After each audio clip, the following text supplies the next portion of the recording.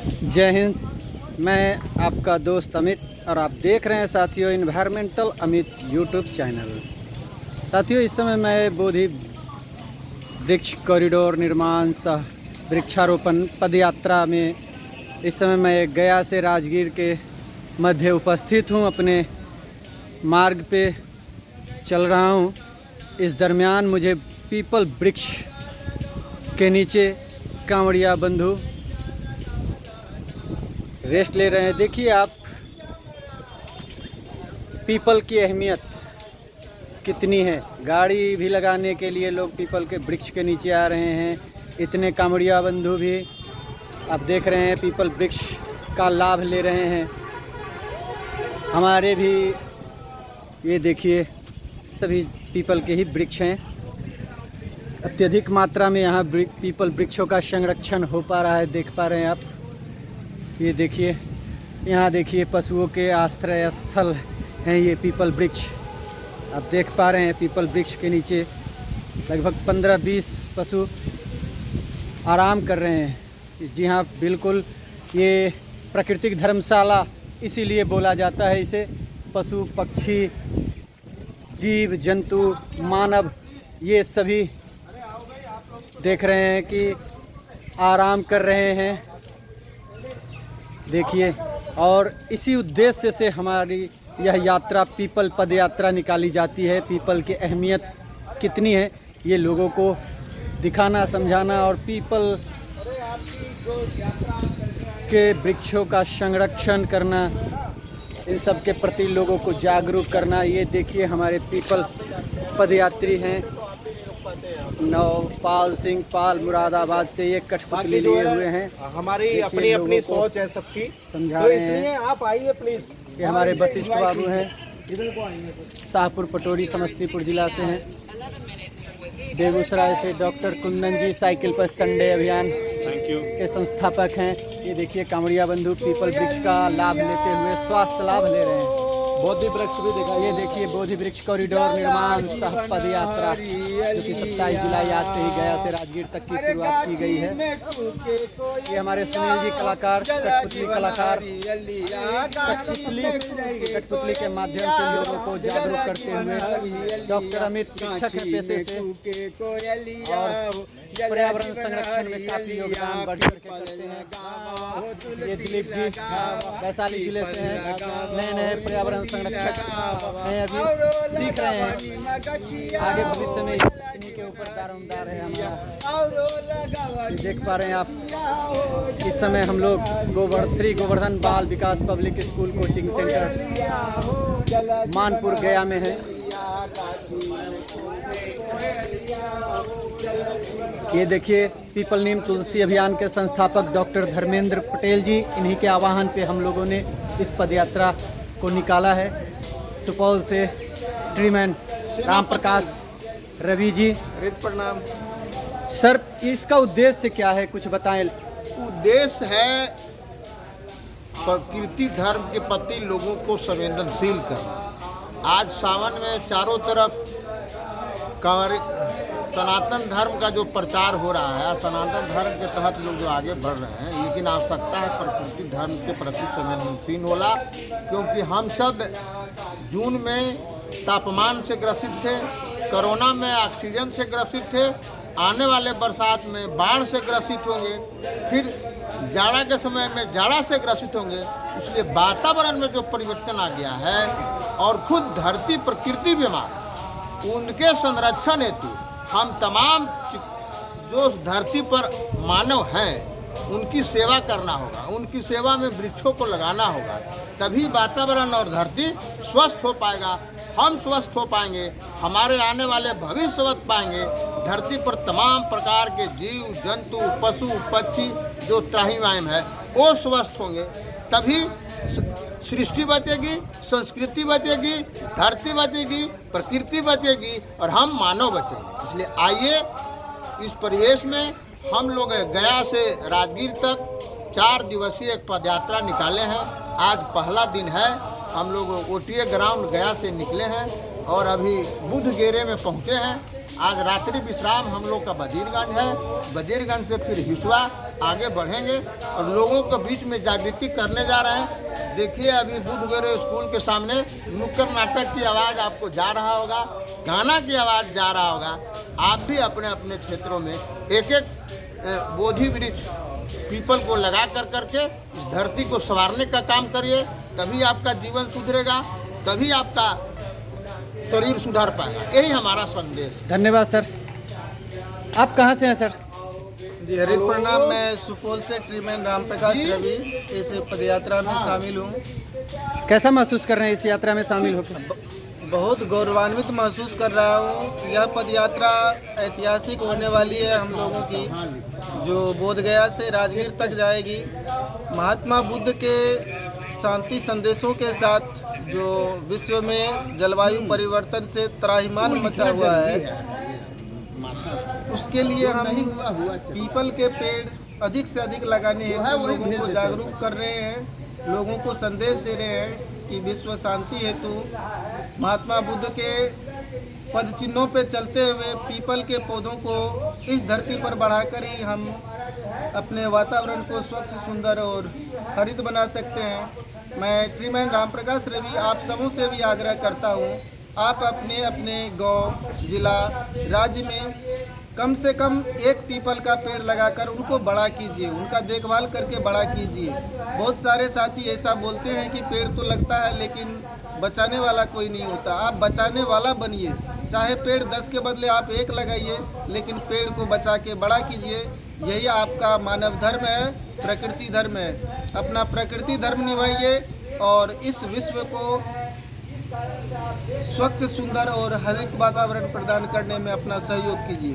धन्यवाद। Thank you sir, आपका कीमती समय लेने के लिए। आप कहाँ से हैं? सर हम नालंदा से हैं। आप पीपल पद यात्रा में आए हैं, बोधि वृक्ष पद यात्रा में? जी बोधि वृक्ष पद यात्रा में आए हैं जी।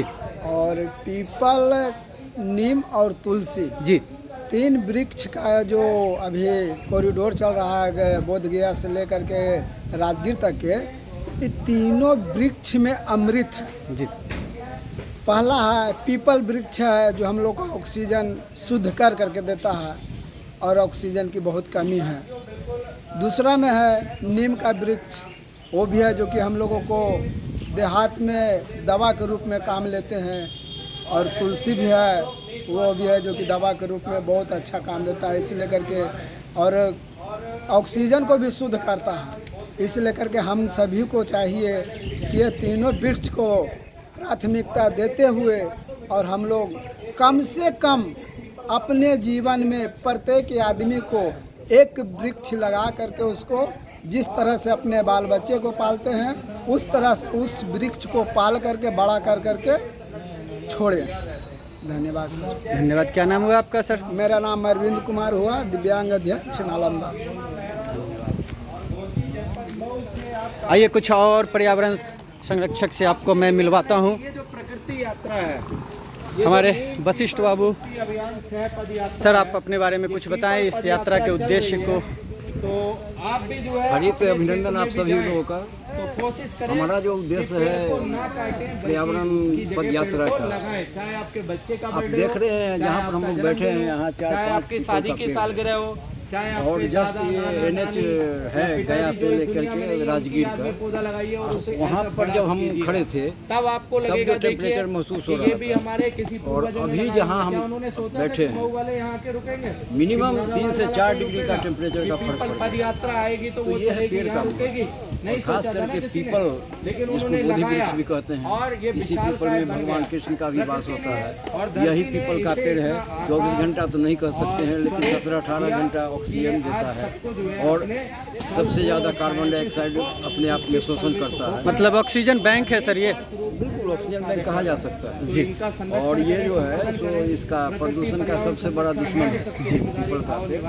तो इसके महत्व को तो अभी हम लोग साक्षात देख रहे हैं, कमरिया लोग भी हैं, हम लोग भी हैं, सब प्रत्यक्ष को प्रमाण की क्या आवश्यकता है। तो ये जो हम लोग का उद्देश्य है कि ये जहाँ जहाँ जगह खाली है उस सब जगह इस बोधि कॉरिडोर में पीपल का पेड़ लगे और हम लोग को जहाँ जहाँ जगह मिल रहा है हम लोग लगाते चल रहे हैं। और एक समय आए, ये एक सपना है हम लोग का, एक अभियान का ये सपना है कि जितना भी देश के जितने भी कॉरिडोर हैं न सिर्फ गया राजगीर पटना वैशाली, बल्कि पूरे देश में जितने भी कॉरिडोर हैं उसके बगल में 1-1 किलोमीटर पर पीपल के पेड़ का रोपण किया जाए। और ये जनमानस को जागरूक करना है। सरकार से भी अपील करते हैं हम लोग कि इस ओर ध्यान दें और पीपल नीम का इस कॉरिडोर के साइड से वो उसका अनेकों फायदा है, केवल फायदा ही फायदा है। अभी आप देख लीजिए टेम्परेचर में कितना फायदा, बहुत कम है सर। तो हम लोग जिसमें भाग लेके चल रहे हैं, हम लोग का जो यात्रा है वो 4 दिवसीय है और हम उम्मीद करते हैं कि हम लोग सफल होंगे और जनमानस में इसका एक बेहतरीन संदेश है। धन्यवाद सर। यात्रा में आके आप कैसा महसूस कर रहे हैं, अपने बारे में पूरा परिचय दें और जनता को बताएं।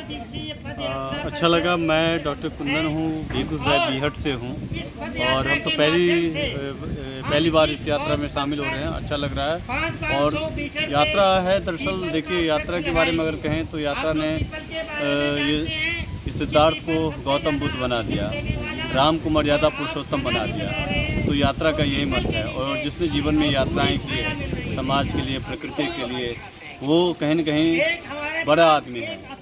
हमारे यहाँ के वो लिखते हैं दिनकर कि बड़ा वो आदमी जो ज़िंदगी भर काम करता है, बड़ी वह रूह जो रोए बिना तन से निकलते। तो यह अपने आप का और अपने समय का एक बेहतरीन प्रयास है कि हर लोग अपने अपने समय में कुछ ना कुछ कर रहे हैं, चाहे प्रकृति के लिए, समाज के लिए।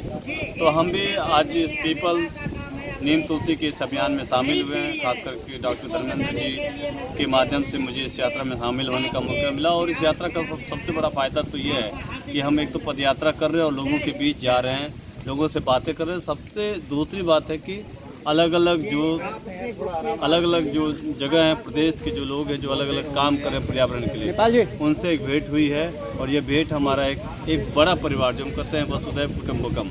तो यह देखने को मिल रहा है कि अलग अलग जो देश हैं, प्रदेश के लोग हमारे साथ शामिल हो रहे हैं और एक अच्छे कार्य के लिए शामिल हो रहे हैं। तो अच्छा लगा और उम्मीद है कि आने वाले समय में इस तरह के यात्राएं जब भी होगी तो मुझे उसके में आने का सौभाग्य मिलेगा। बहुत बहुत धन्यवाद। धन्यवाद सर। आप कहाँ से हैं सर? सर्वप्रथम सभी को हरित प्रणाम। पर्यावरण सचेतक नेपाल सिंह पाल, मुरादाबाद, उत्तर प्रदेश से। सर, इस यात्रा में आके आपको कैसा लग रहा है? क्या उद्देश्य है इस यात्रा को करने का? बहुत अच्छी यात्रा है, पीपल पद यात्रा है, बौद्धि वृक्ष पद यात्रा है और ये एक ऐतिहासिक यात्रा है और इस ऐतिहासिक पीपल पद यात्रा में जो है ये संदेश दिया जा रहा है कि आप जहाँ भी रहें प्रकृति पर्यावरण के बीच रहें और जो सबसे ज़्यादा ऑक्सीजन देने वाला पौधा है, यानी कि महात्मा बुद्ध ने भी इसके नीचे ही जो है ज्ञान की प्राप्ति की थी। तो पीपल को सर्वप्रथम स्थान दिया गया है हमारे संस्कृति में भी, सनातन में भी, कि आप इसका ज़्यादा से ज़्यादा संरक्षण करें, संवर्धन करें और उसे लगाएं।